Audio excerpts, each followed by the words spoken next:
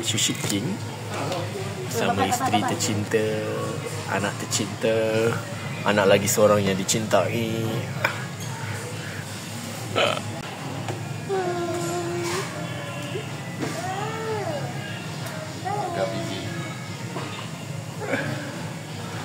Kita nak makan dulu sotong kurita ni.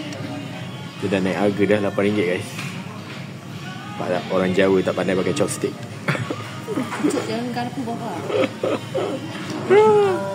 Sudu orang garpu boleh? Boleh? Ya. Yang tu boleh beli ya.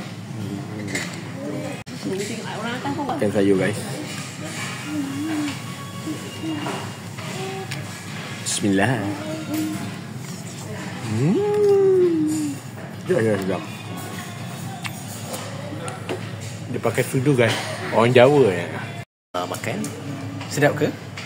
Unagi. Ini apa nama dia? Nama dia ikan belut.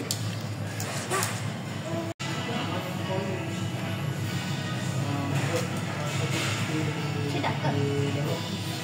I love food. Now dia tengah makan apa, golden ball? Golden ball.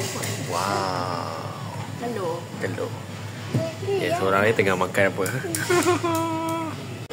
Dia cuba aiskrim pula guys. Aiskrim sushi. Boleh beli nasi ayam. Dalam dia ada apa?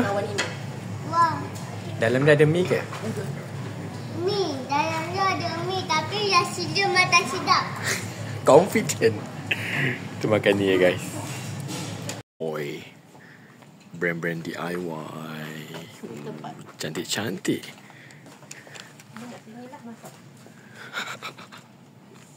Kita dah kena pau dekat Mr. Toy. Sekarang kita nak beli buku pula untuk education guys. Nak apa? Pergi ambil buku. Nak buku apa pergi ambil. Baca tau. Hujan, kita dah nak balik dah ni guys. Inilah membau family di hujung minggu. Penat, semua muka tengah penat. Rasanya majoriti mainan, makanan baby. Kat belakang ada buku. So 3 tu je lah kita orang beli tadi.